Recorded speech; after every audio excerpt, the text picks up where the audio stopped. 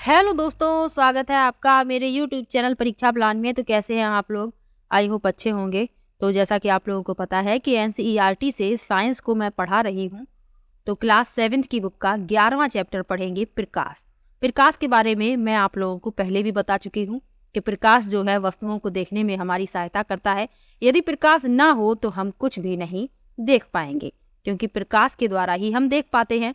आँखों को प्रकाश की आवश्यकता होती है। यदि किसी कमरे में अंधेरा है तो हम वहाँ पर रखी कोई भी वस्तु नहीं देख पाएंगे यदि उसमें प्रकाश ना हो, और यदि उसमें प्रकाश है तो हम कमरे में रखी प्रत्येक वस्तु को देख पाएंगे। तो ये सब मैं आपको पहले ही बता चुकी हूँ।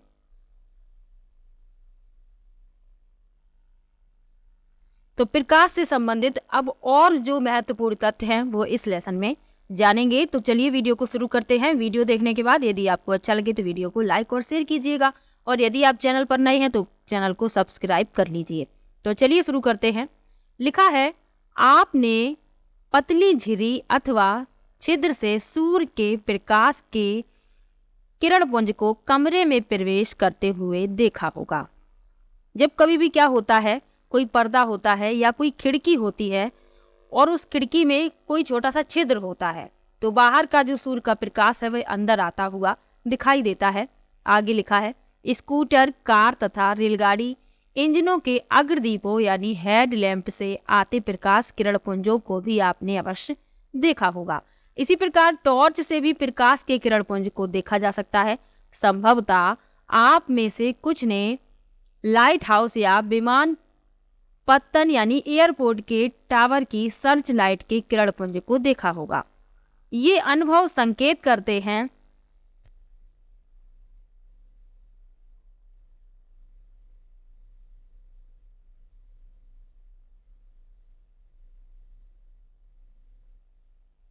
तो ये अनुभव क्या संकेत करते हैं, ये पूछा गया है। आप लोग देख सकते हैं, ये रेल की लाइट दिखाई जा रही है, ये लाइट हाउस की लाइट दिखाई जा रही है। ये चित्र जो है धुंधला ही छपा हुआ है, इसीलिए ये आपको इस तरीके का दिखाई दे रहा है। आगे बढ़ते हैं। तो आगे ये बताया जा रहा है कि प्रकाश जो है सरल रेखा के अनुदिश गमन करता है। तो प्रकाश सरल रेखा के अनुदिश गमन करता है। ये कक्षा 6 में एक जो क्रियाकलाप था उसमें क्या था कि सीधे पाइप से देखते हैं तो मोमबत्ती की जो ज्वाला है वो दिखाई देती है, और मुड़े हुए पाइप से देखते हैं तो वह नहीं दिखाई देती। तो इसका अर्थ है कि प्रकाश जो है सरल रेखा के अनुदिश गमन करता है। यही यहाँ पर लिखा हुआ है। बूझो कक्षा 6 में किए गए एक क्रियाकलाप को स्मरण करता है। इस क्रियाकलाप में उसने एक मोमबत्ती की लौ की ओर पहले एक सीधे पाइप से फिर मुड़े हुए पाइप से देखा था। बूझो मुड़े हुए पाइप से मोमबत्ती की लौ को क्यों नहीं देख पाया था? यह क्रियाकलाप दर्शाता है कि प्रकाश सरल रेखा में गमन करता है। हम प्रकाश के पथ को कैसे परिवर्तित कर सकते हैं? क्या आप जानते हैं जब प्रकाश किसी पॉलिश किए हुए चमकदार पृष्ठ पर पड़ता है तो क्या होता है? तो प्रकाश जो है परावर्तित हो जाता है। ये भी मैंने उसी लेसन में आपको बताया था। यहाँ ये क्रियाकलाप फिर से दर्शाया गया है। सीधे पाइप से यदि आप देखेंगे तो मोमबत्ती की ज्वाला आपको दिखाई देगी, लेकिन यदि मुड़े हुए पाइप से देखेंगे तो ये नहीं दिखाई देगी। तो प्रकाश किसी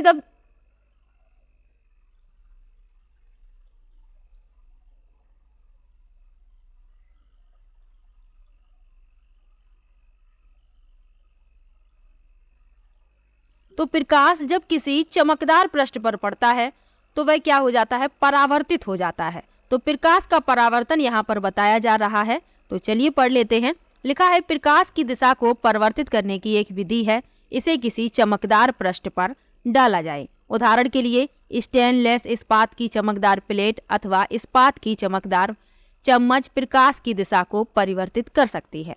जल का पृष्ठ भी दर्पण की भांति कार्य कर सकता है तथा प्रकाश के पथ को बदल सकता है। क्या आपने कभी जल में पेड़ों अथवा इमारतों का परावर्तन देखा है? आप सभी लोगों ने देखा होगा। आप देखते हैं कि जो इमारतें हैं उनका जो परावर्तन है जल में दिखाई दे रहा।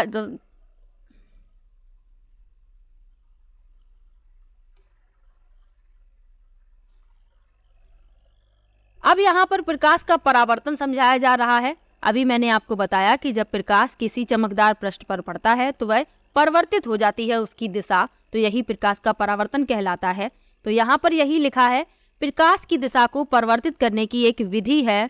इसे किसी चमकदार पृष्ठ पर डाला जाए। उदाहरण के लिए स्टेनलेस इस्पात की चमकदार प्लेट अथवा इस्पात की चमकदार चम्मच प्रकाश की दिशा को परिवर्तित कर सकती है। जल का पृष्ठ भी दर्पण की भांति कार्य कर सकता है तथा प्रकाश के पथ को बदल सकता है। क्या आपने कभी जल में पेड़ों अथवा इमारतों का परावर्तन देखा है? तो आप सभी लोगों ने देखा होगा। यहाँ चित्र में दिखाया भी जा रहा है जल में वस्तुओं का परावर्तन। आप देख सकते हैं इस पेड़ का जो परावर्तन है जल में दिखाई दे रहा है, और भी यहाँ पर पूरा परावर्तन आप देख सकते हैं। इसी प्रकार से इस शेर का परावर्तन आप देख सकते हैं। आगे लिखा है कोई पॉलिश किया हुआ अथवा चमकदार पृष्ठ दर्पण की भांति कार्य कर सकता है। जब प्रकाश किसी दर्पण पर पड़ता है तो क्या होता है? तो प्रकाश परावर्तित हो जाता है। जब किसी दर्पण पर पड़ता है तो उसकी दिशा में परिवर्तन हो जाता है। तो यही तो प्रकाश का परावर्तन है। आप कक्षा 6 में पढ़ चुके हैं कि दर्पण अपने ऊपर पड़ने वाले प्रकाश की दिशा को बदल देता है। दर्पण द्वारा प्रकाश की दिशा का यह परिवर्तन प्रकाश का परावर्तन कहलाता है। क्या आपको वह क्रियाकलाप याद है जिसमें आपने एक टॉर्च के प्रकाश को दर्पण द्वारा परावर्तित कराया था? तो ये मैंने आपको कक्षा 6 में बताया था। और आपको सिर्फ इतना ही याद रखना है कि जब प्रकाश किसी चमकदार पॉलिश वाले पृष्ठ पर पड़ता है तो उसकी दिशा बदल जाती है। तो यही प्रकाश का परावर्तन कहलाता है। ये जो कहानी है शायद आप लोगों ने बचपन में पढ़ी हो, जिसमें शेर को मूर्ख बनाया गया था कि एक और शेर रहता है कुएं में, तो वह अपना खुद का परावर्तन देख रहा था, तो खरगोश ने मूर्ख बनाया था शेर को। तो वही यहाँ पर लिखा हुआ है। आगे बढ़ते हैं।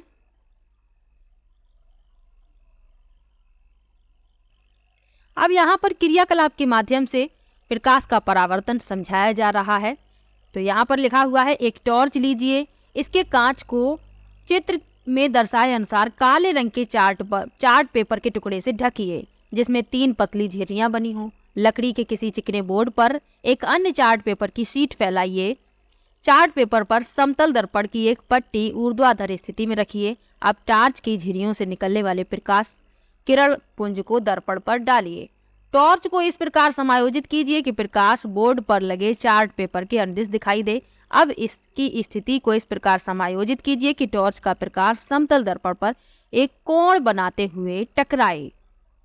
इस तरीके से करना है, ये हमें करना नहीं है, सिर्फ समझना है।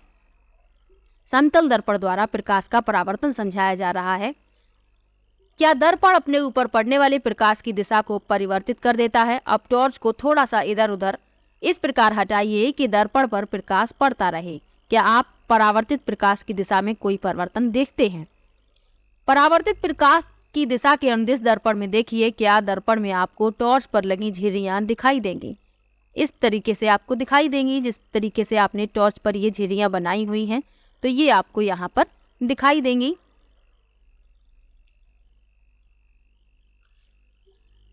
यह क्रियाकलाप दर्शाता है कि प्रकाश समतल दर्पण से किस प्रकार परावर्तित होता है। तो समतल दर्पण से ये प्रयोग किया गया है। आगे कुछ और प्रयोग समतल दर्पण से ही किए गए हैं।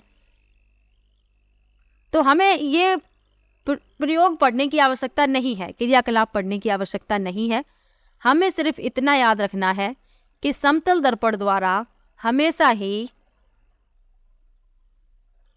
जो प्रतिबिंब बनता है वह सीधा तथा बिंब के समान आमाप यानी साइज का दिखाई देता है। इतना आपको याद रखना है कि समतल दर्पण द्वारा जो प्रतिबिंब बनता है वह सीधा होता है और बिंब के समान आमाप का यानी साइज का दिखाई देता है। इतना आपको याद रखना है। इसके अलावा आपको ये भी याद रखना है कि समतल दर्पण से जो प्रतिबिंब बनता है उसे पर्दे पर प्राप्त नहीं किया जा सकता। आपको क्रियाकलाप पढ़ने की आवश्यकता नहीं है, बस आपको इतना ही याद रखना है।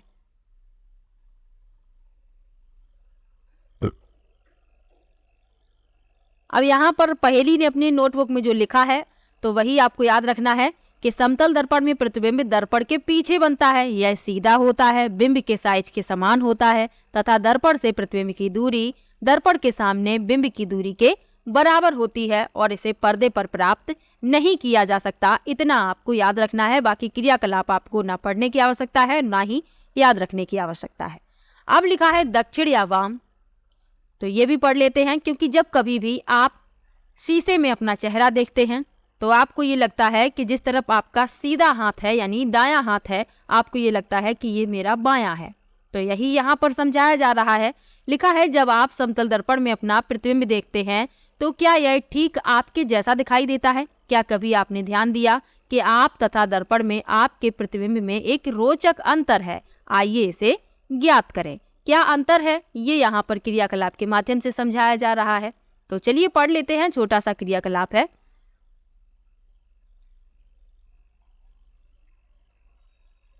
लिखा है एक समतल दर्पण के सामने खड़े होकर अपने प्रतिबिंब को देखिए। अपने दक्षिण यानी दाहिने हाथ को ऊपर उठाइए। आपका प्रतिबिंब कौन सा हाथ ऊपर उठाता है?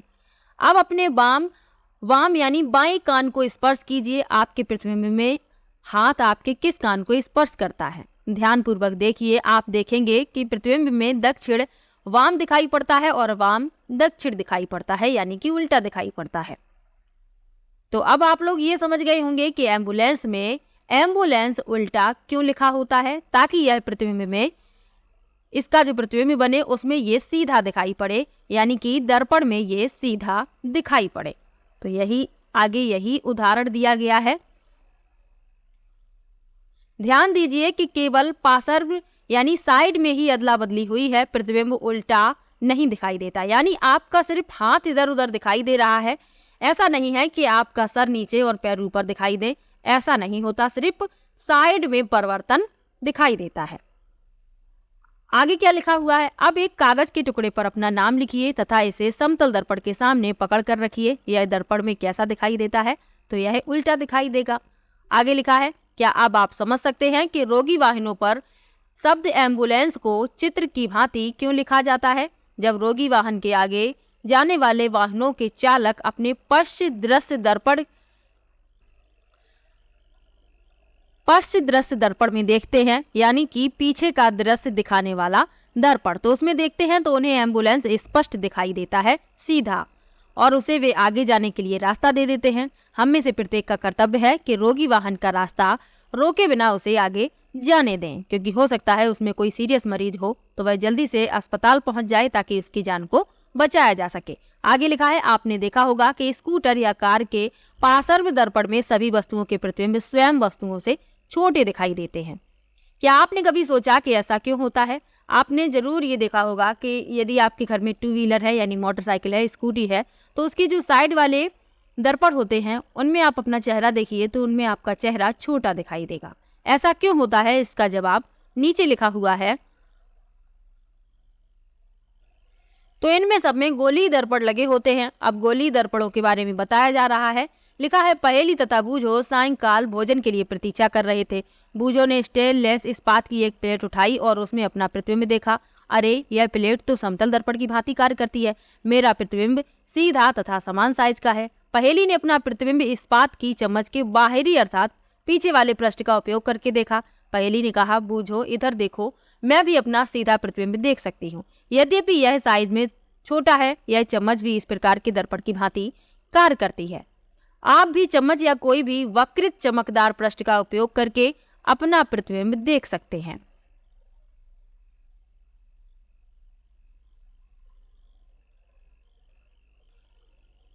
तो आपको ये क्रियाकलाप पढ़ने की आवश्यकता नहीं है। आपको सिर्फ इतना याद रखना है, जब चम्मच के आप उभरे वाले पृष्ठ पर अपना प्रतिबिंब देखेंगे तो आपको ये सीधा दिखाई देगा लेकिन छोटा दिखाई देगा, और जब आप भीतरी पृष्ठ पर अपना प्रतिबिंब देखेंगे तो वो आपको उल्टा दिखाई देगा, इस तरीके से। तो आप दोनों प्रतिबिंब की तुलना कर सकते हैं। जब आप बाहरी भाग पर देख रहे हैं तो प्रतिबिंब आपको छोटा और सीधा दिखाई दे रहा है, और भीतरी पृष्ठ पर देख रहे हैं तो प्रतिबिंब आपका उल्टा दिखाई दे रहा है। ऐसा क्यों है, ये नीचे बताया जा रहा है। लिखा है, चम्मच का वक्रित चमकदार पृष्ठ दर्पण की भांति कार्य करता है। गोली दर्पण वक्रित दर्पण का सबसे अधिक सामान्य उदाहरण है। यदि किसी गोली दर्पण का परावर्तक पृष्ठ अवतल है तो इसे अवतल दर्पण कहते हैं। यदि परावर्तक पृष्ठ उत्तल है तो इसे उत्तल दर्पण कहते हैं। चम्मच का जो भीतरी पृष्ठ होता है वह अवतल दर्पण की भांति कार्य करता है, क्योंकि अवतल दर्पण द्वारा जो प्रतिबिंब बनता है वह उल्टा बनता है, और इसका जो बाहरी पृष्ठ होता है वह उत्तल दर्पण की भांति कार्य करता है, क्योंकि इसके द्वारा प्रतिबिंब सीधा तो बनता है लेकिन छोटा बनता है। और यही सब आपको याद रखना है, प्रश्न इन्हीं से बनता है। यहाँ आप चित्र के माध्यम से भी समझ सकते हैं।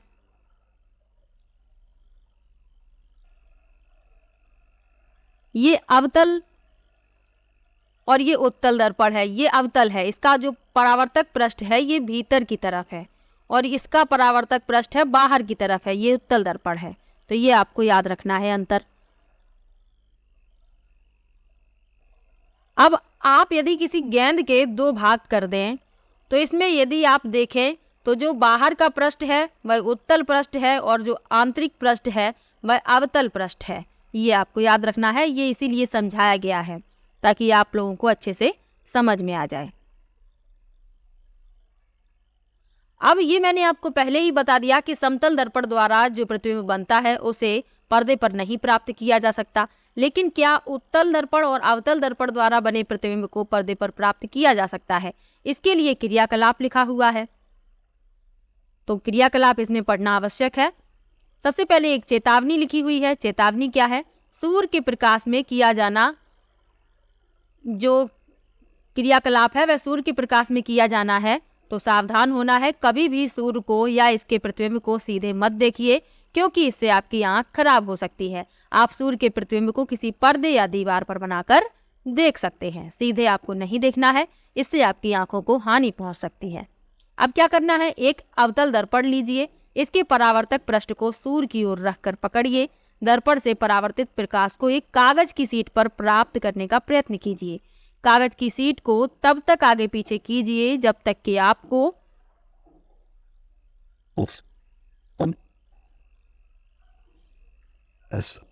एक तीक्ष्ण यानी चमकदार बिंदु प्राप्त ना हो जाए। दर्पण तथा कागज की शीट को कुछ मिनट के लिए स्थिर रखिए। क्या कागज जलना प्रारंभ कर देता है? आप सभी लोगों ने बचपन में ये प्रयोग जरूर किया होगा। घर में जो एक लेंस रखा होता था उससे सभी बच्चे कागज में आग लगाने का प्रयत्न करते थे सूर्य के प्रकाश द्वारा, तो शायद आप लोगों ने भी किया हो। आगे लिखा है, यह चमकदार बिंदु वास्तव में सूर्य का प्रतिबिंब है। जो आपने जो चमकदार बिंदु कागज पर प्राप्त किया ये सूर्य का प्रतिबिंब है और यह प्रतिबिंब पर्दे पर बन रहा है। पर्दे पर बनने वाले प्रतिबिंब को वास्तविक प्रतिबिंब कहते हैं। स्मरण कीजिए, समतल दर्पण द्वारा बने मोमबत्ती की लौ के प्रतिबिंब को पर्दे पर प्राप्त नहीं किया जा सका था। इस प्रकार के प्रतिबिंब को आभासी प्रतिबिंब कहते हैं। यानी जिसे पर्दे पर प्राप्त ना किया जा सके वह आभासी प्रतिबिंब कहलाता है और जिसे पर्दे पर प्राप्त किया जा सके वह वास्तविक प्रतिबिंब कहलाता है। तो अवतल दर्पण द्वारा जो प्रतिबिंब बनता है, तो अवतल दर्पण द्वारा प्रतिबिंब जो है उल्टा बनता है, वास्तविक बनता है। लेकिन प्रतिबिंब आभासी भी बन सकता है, ये वस्तु की दूरी पर निर्भर करता है। तो ये जो प्रतिबिंब दिखाया जा रहा है ये दिखाया जा रहा है वास्तविक प्रतिबिंब। इसमें आप देख सकते हैं मोमबत्ती की और दर्पण की दूरी, और यदि मोमबत्ती को दर्पण के पास रख दिया जाए तो प्रतिबिंब आभासी बनेगा इस स्थिति में। तो अवतल दर्पण द्वारा जो प्रतिबिंब बनते हैं वह वस्तु की दूरी पर निर्भर करते हैं। प्रतिबिंब उल्टे, वास्तविक और आभासी बनते हैं। तो इतना आपको याद रखना है, यही यहाँ पर लिखा हुआ है।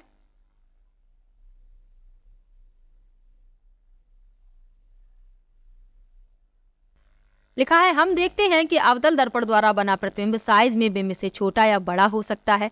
प्रतिबिंब वास्तविक या आभासी हो सकता है क्योंकि ये दूरियों पर निर्भर करता है।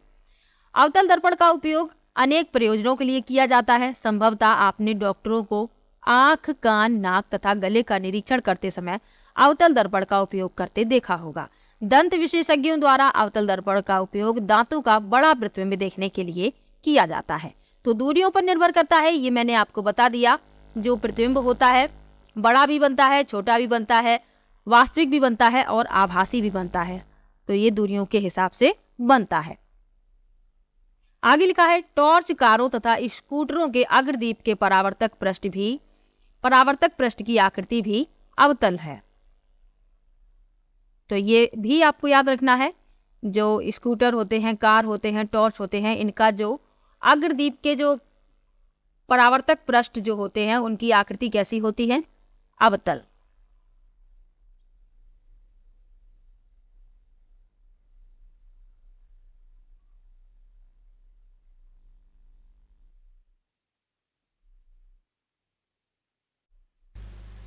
अब लिखा हुआ है कि बूझो ने अपनी नई साइकिल की घंटी के चमकदार पृष्ठ में अपना प्रतिबिंब देखा। उसने देखा कि उसका प्रतिबिंब सीधा तथा साइज में छोटा है। उसे उत्सुकता है कि क्या घंटी भी एक प्रकार का गोली दर्पण है। क्या आप पहचान सकते हैं कि यह किस प्रकार का दर्पण है? ध्यान दीजिए, घंटी का परावर्तक पृष्ठ उत्तल है, तो जो उभरा हुआ होता है इस तरीके से, ये वाला जो बाहरी पृष्ठ होता है ये उत्तल दर्पण का होता है। तो ये जो पृष्ठ उत्तल कहलाता है और जो घंटी है वह उत्तल दर्पण की तरीके से कार्य कर रही है। इसीलिए जो बूझो का प्रतिबिंब है वह उसके साइज से छोटा और सीधा दिखाई दे रहा है, क्योंकि उत्तल दर्पण द्वारा बनने वाले प्रतिबिंब छोटे होते हैं आकार में। अब क्या करना है, जो क्रियाकलाप अवतल दर्पण के साथ किया था उसे उत्तल दर्पण के साथ करना है। तो हमें क्रियाकलाप पढ़ने की आवश्यकता नहीं है। हमें सिर्फ इतना याद रखना है कि उत्तल दर्पण द्वारा जो प्रतिबिंब बनता है वह छोटा होता है। आप देख सकते हैं मोमबत्ती का ये जो प्रतिबिंब है इस मोमबत्ती से छोटा है। आगे लिखा है, क्या अब आप वाहनों के पार्श्व दर्पणों में यानी साइड मिरर में उपयोग होने वाले दर्पणों को पहचान सकते हैं। ये उत्तल दर्पण है। उत्तल दर्पण अधिक क्षेत्र के दृश्य का प्रतिबिंब बना सकते हैं, अतः ये चालकों को पीछे के अपेक्षाकृत अधिक क्षेत्र के वाहनों को देखने में सहायता करते हैं। तो इसीलिए जो साइड मिरर होते हैं वो सभी उत्तल दर्पण होते हैं। ये बात आपको याद रखनी है। यहाँ एक चित्र में दिखाया भी गया है, क्योंकि ये पीछे के अधिक क्षेत्र को कवर करते हैं इसलिए। तो उत्तल दर्पण पार्श्व दर्पण के रूप में इस चित्र में दिखाया गया है। तो ये तो पता चल गया कि अवतल दर्पण द्वारा कैसा प्रतिबिंब बनता है, उत्तल दर्पण द्वारा प्रतिबिंब कैसा बनता है। अब जानेंगे कि लेंसों द्वारा कैसे प्रतिबिंब बनते हैं। तो चलिए लेंस के बारे में पढ़ लेते हैं। लिखा है, लेंसों द्वारा बने प्रतिबिंब।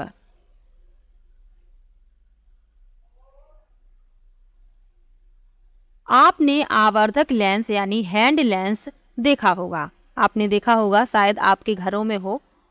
यह बहुत छोटे प्रिंट को पढ़ने के लिए उपयोग किया जाता है। संभवतः आपने इसका उपयोग कॉकरोच अथवा केंचुए के शरीर के भागों को देखने के लिए भी किया होगा। आवर्धक लेंस वास्तव में एक प्रकार का लेंस ही है। ये क्या करता है, आप देख सकते हैं, जो अक्षर बहुत छोटे लिखे होते हैं उन्हें आवर्धक लेंस की सहायता से पढ़ा जाता है। ये होता है आवर्धक लेंस। इस तरीके से आप इसे बाजार से खरीद भी सकते हैं। आगे लिखा है,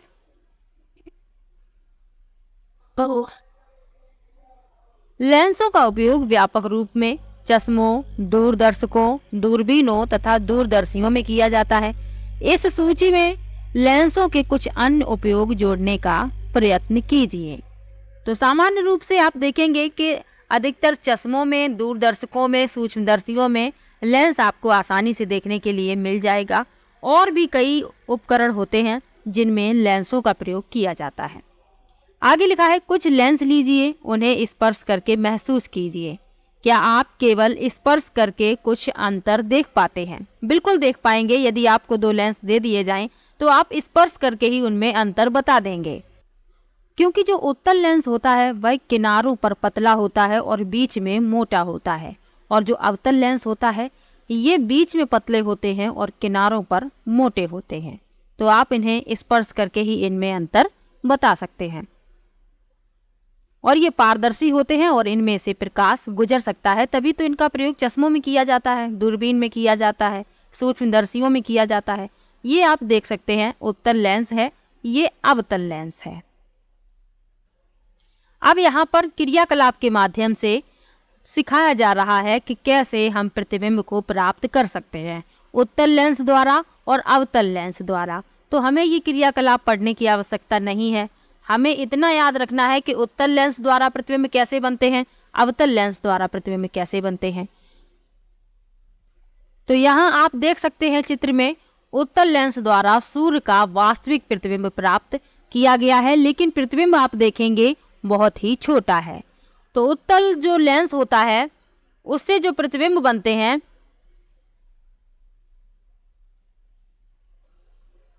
तो प्रतिबिंब वास्तविक या आभासी हो सकते हैं। जब वस्तु उत्तल लेंस के फोकस और अनंत के बीच होती है तो उसका प्रतिबिंब वास्तविक बनता है, और जब वस्तु उत्तल लेंस के फोकस और लेंस के ऑप्टिकल केंद्र के बीच होती है तो उसका प्रतिबिंब आभासी बनता है। तो इस स्थिति पर निर्भर करता है कि उत्तल लेंस द्वारा प्रतिबिंब वास्तविक बनेगा या आभासी बनेगा। अब अवतल लेंस द्वारा यही प्रयोग किया जा रहा है। तो अवतल लेंस द्वारा जो प्रतिबिंब बनते हैं वे हमेशा आभासी, सीधे तथा बिंब के साइज से छोटे होते हैं। यहाँ लिखा हुआ है अवतल लेंस द्वारा बने प्रतिबिंब सदैव आभासी, सीधे तथा बिंब के साइज से छोटे होते हैं। ये आपको याद रखना है। यहाँ एक महत्वपूर्ण तथ्य लिखा हुआ है, सामान्यतः उत्तल लेंस उस पर पड़ने वाले यानी आपतित प्रकाश को अपसरित यानी अंदर की ओर मोड़ता है, इसीलिए इसे अभिसारी लेंस भी कहते हैं। इसके विपरीत अवतल लेंस आपतित प्रकाश को अपसरित यानी बाहर की ओर मोड़ता है, इसे अपसारी लेंस कहते हैं। दोनों ही बातें आपको याद रखनी है। अब यहाँ पर लिखा हुआ है सूर्य का प्रकाश श्वेत अथवा रंगीन। जो सूर्य का प्रकाश है वह श्वेत है या रंगीन है। तो इसके बारे में लिखा है, क्या आपने आकाश में कभी इंद्रधनुष देखा है? आपने ध्यान किया होगा कि यह प्रायः वर्षा के पश्चात दिखलाई देता है। इंद्रधनुष आकाश में अनेक रंगों के एक बड़े धनुष के रूप में दिखाई देता है। तो आप सभी लोगों ने इंद्रधनुष देखा होगा, इस तरीके से दिखाई देता है, 7 रंग इसमें होते हैं। आगे बढ़ते हैं। लिखा है इंद्रधनुष में कितने वर्ण यानी रंग होते हैं? मोटे तौर पर इंद्रधनुष में 7 वर्ण होते हैं यानी 7 रंग होते हैं। कौन कौन से? लाल, नारंगी, पीला, हरा, नीला, जामुनी और बैंगनी। आपने देखा होगा कि जब आप साबुन के बुलबुले बनाते हैं तो वे भी रंगीन दिखलाई देते हैं। इसी प्रकार जब किसी सीढ़ी से प्रकाश परावर्तित होता है तो आपको अनेक वर्ण दिखाई देते हैं। ये सीढ़ी आपने देखी होगी, इस प्रकार की सीढ़ी पहले बहुत आती थी। तो इनमें जब प्रकाश पड़ता है तो आपको अनेक रंग दिखाई देते हैं।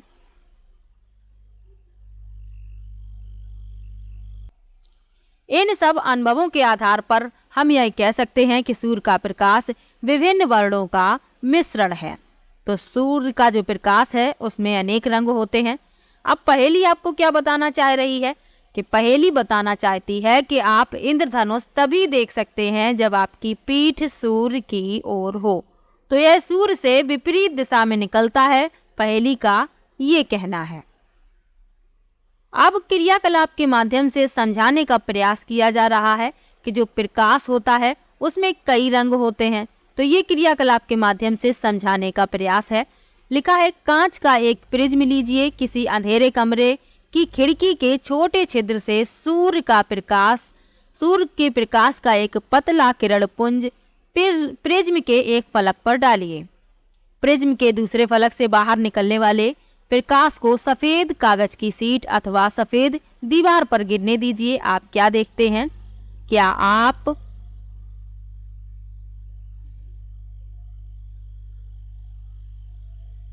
इंद्रधनुष जैसे ही वर्ण यहाँ भी देख पाते हैं? यह दर्शाता है कि सूर्य के प्रकाश में 7 वर्ण विद्यमान हैं। ऐसे प्रकाश को श्वेत प्रकाश भी कहते हैं। श्वेत प्रकाश के वर्णों को पहचानने का प्रयत्न कीजिए, इनके नाम अपनी नोटबुक में लिखिए। तो इस तरीके से यदि आप प्रिज्म में से प्रकाश को गुजारेंगे तो आप देखेंगे कि जो किरण पुंज है वह 7 वर्णों में यानी 7 वर्णों में विभक्त हो जाती है। तो इसका मतलब है कि जो श्वेत प्रकाश है उसमें 7 वर्ण होते हैं।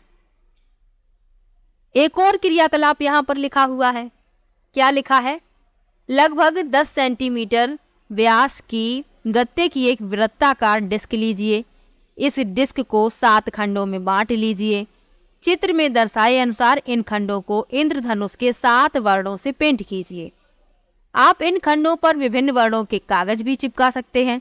डिस्क के केंद्र पर एक छोटा सा छिद्र बनाइए। डिस्क को एक बॉल पेन के रिफिल की नोक पर ढीले से लगाइए। सुनिश्चित कीजिए कि डिस्क स्वतंत्रता पूर्वक घूम सके यानी घूर्णन कर सके। डिस्क को दिन के प्रकाश में घुमाइए। जब डिस्क तेजी से घूमती है तो वर्ण आपस में मिल जाते हैं तथा डिस्क श्वेत सी प्रतीत होती है। इस डिस्क को सामान्यतः न्यूटन की डिस्क कहते हैं। तो इस तरीके से जब आप करेंगे और तेजी से इसको घुमाएंगे तो आपको यहाँ पर सफेद रंग ही दिखाई देगा। तो इसे न्यूटन की डिस्क भी कहा जाता है।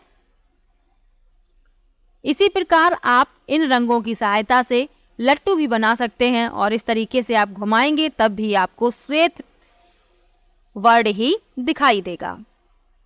तो जो प्रकाश है उसमें 7 रंग होते हैं, तो इन्हीं 7 रंगों से मिलकर इंद्रधनुष बना होता है। और सूर्य के प्रकाश को जब आप किसी प्रिज्म में से गुजारते हैं तो उसमें भी 7 रंग आपको दिखाई देते हैं। तो आज का ये लेसन यहीं पर समाप्त होता है। बहुत ही अच्छा लेसन था। दर्पणों के बारे में जाना, लेंसों के बारे में जाना, प्रतिबिंबों के बारे में जाना, सूर्य के प्रकाश के बारे में जाना। तो बहुत ही इम्पोर्टेंट टॉपिक इसमें दिए गए हैं और इनसे प्रश्न तो पूछा ही जाता है। तो ध्यान से आप लोगों ने समझ लिया होगा और कहीं पर भी आपको डाउट हो आप कमेंट बॉक्स में ज़रूर लिखिएगा। मिलते हैं नेक्स्ट वीडियो में, तब तक के लिए बाय बाय।